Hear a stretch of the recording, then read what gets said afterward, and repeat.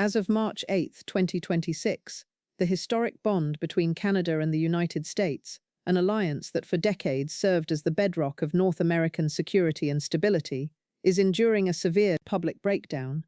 For generations, the two nations acted as inseparable neighbors and committed military partners, seamlessly integrating their defense systems to protect the continent. Today, however, that cooperation has soured into a diplomatic crisis, with the relationship strained by trade disputes, tariff wars, and a fundamental clash over national sovereignty.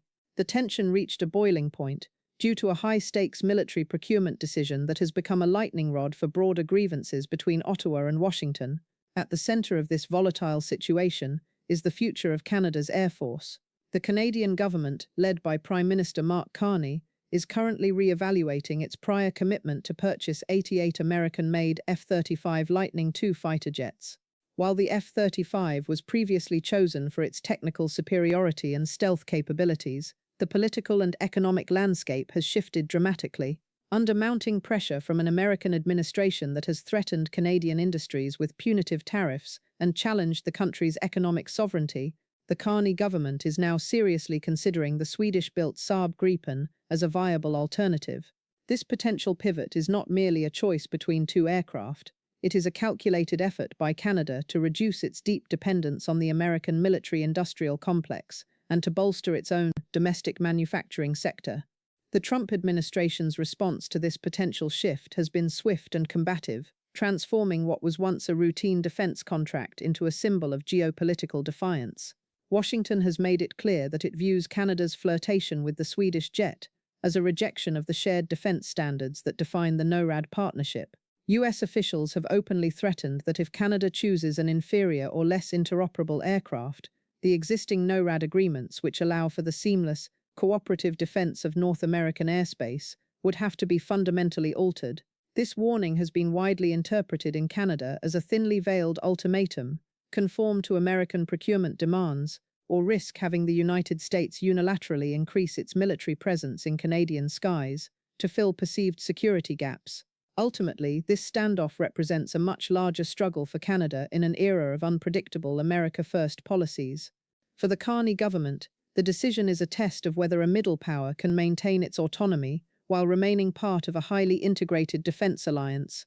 Canada is seeking to balance its unwavering commitment to continental security against the need to shield itself from an aggressive neighbor that increasingly treats the alliance as a transactional arrangement rather than a partnership of equals. As the debate over the fighter jet contract continues, the outcome will likely define the future of North American defense cooperation and determine whether the Canada-US alliance can survive this era of intense friction. To truly understand what is at stake, we must look at NORAD, or the North American Aerospace Defense Command. Established in 1958, NORAD is a unique binational military organization specifically designed to watch over the Arctic, which serves as the front door of the continent. During the Cold War, Canada and the United States realized that a massive nuclear threat from Soviet bombers could arrive via the polar route, a path that requires constant shared surveillance. Over the past 67 years, this partnership has functioned as the bedrock of continental security. It operates through a unified command structure, where an American general serves as commander and a Canadian general as deputy, ensuring that both nations have a seat at the table and an equal voice in defending North American skies. This agreement is built on the reality that neither country can effectively monitor or defend the vast, harsh terrain of the North on its own. The foundational strength of NORAD has always been built on geography, trust, and deep military integration. Because the two countries essentially share the same defense perimeter, they have historically relied on the same types of technology, communications, and data link systems to ensure that their aircraft and radar networks can talk to one another in real time. This level of synchronization is why the United States has historically viewed Canadian procurement of American military hardware not just as a business transaction, but as a critical requirement for maintaining a seamless defensive shield. When Canada moved to replace its aging fleet in 2021, the American-built F-35 Lightning II was selected specifically because it met these stringent technical requirements and solidified that long-standing interoperability. However, the current diplomatic rift has brought this entire cooperative foundation into question. Shifting political climates and intense trade disputes have fundamentally changed the way Ottawa views its defense relationship with Washington.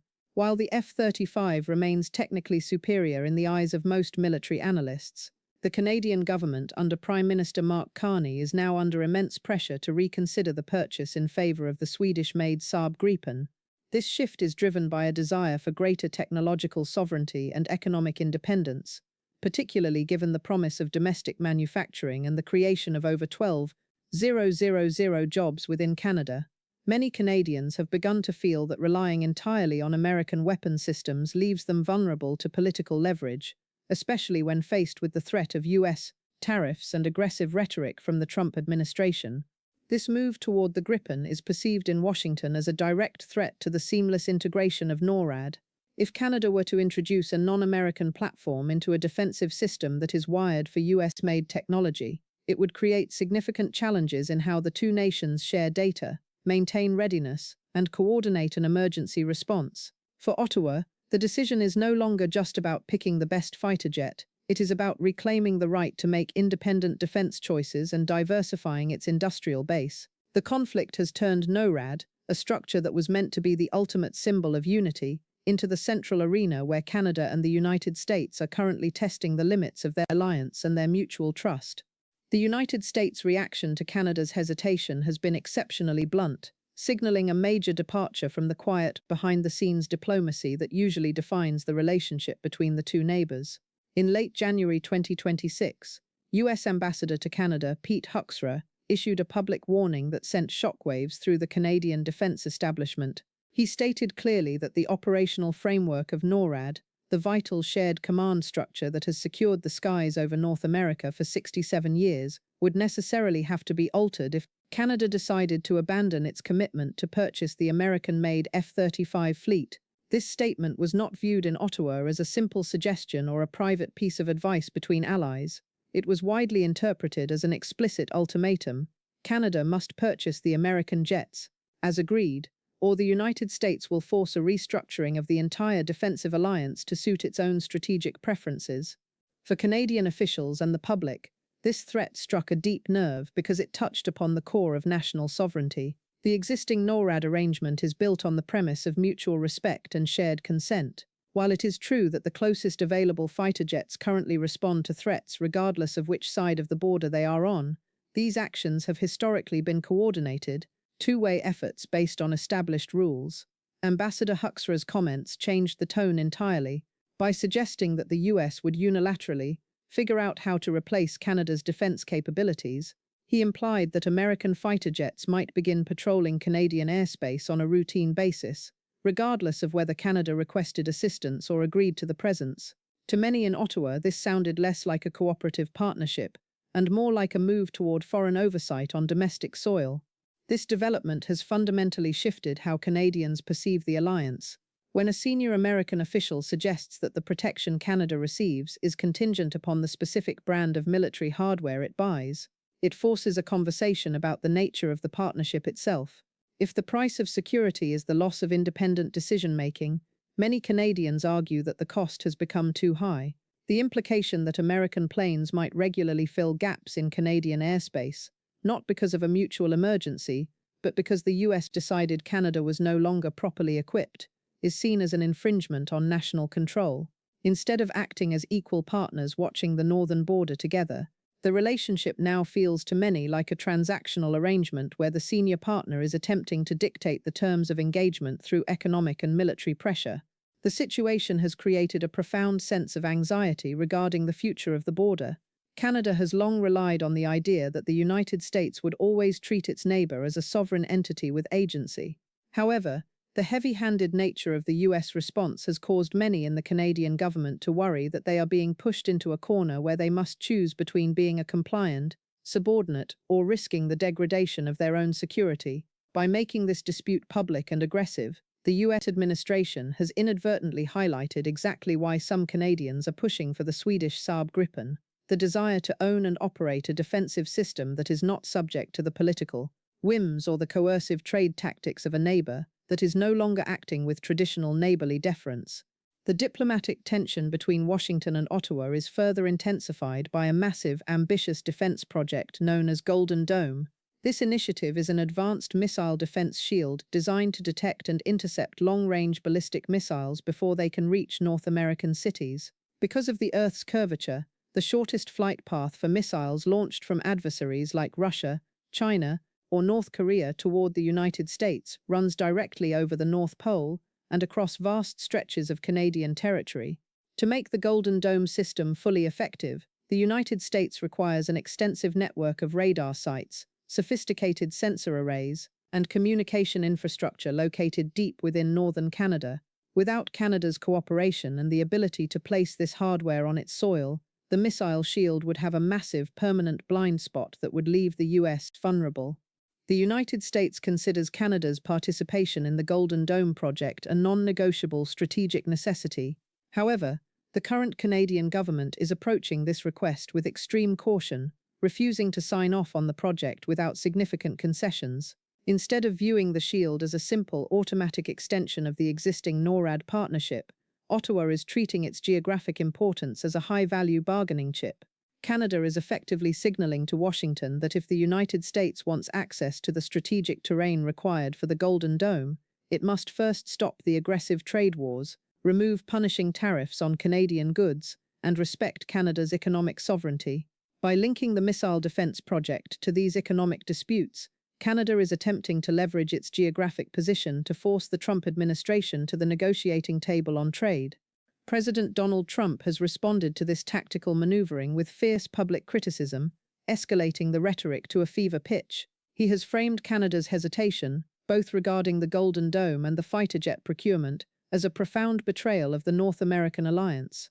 Trump's approach is defined by a strictly transactional worldview, where defense cooperation is not a given right of neighbors, but a service to be purchased. He has explicitly suggested that the umbrella of American protection is entirely contingent upon Canada buying American-made weaponry. In his view, choosing the Swedish-built Gripen for the National Air Force is not a legitimate procurement decision, but a hostile political act that proves Canada is unwilling to pay its fair share to maintain the security of the continent. This clash has left the relationship in a state of deep instability. On one side, the Trump administration argues that the defense of the continent is an indivisible whole, and that any deviation from American standards and American hardware compromises that collective safety. On the other side, the Canadian government argues that it cannot be expected to provide the vital geographic access needed for the Golden Dome, while simultaneously being targeted by economic policies that threaten its own national prosperity. The result is a high-stakes standoff where the US is applying maximum pressure to force compliance, while Canada is standing its ground, insisting that it be treated as a sovereign, equal partner rather than a subordinate state whose territory is simply an extension of the American security perimeter. This intense pressure from Washington has triggered a paradoxical effect. Instead of forcing Ottawa back into line, it has significantly hardened Canadian public resolve and ignited a surge of nationalistic sentiment. For years, Canadians were comfortable with the assumption that their deep economic and military integration with the United States was a permanent, stable reality.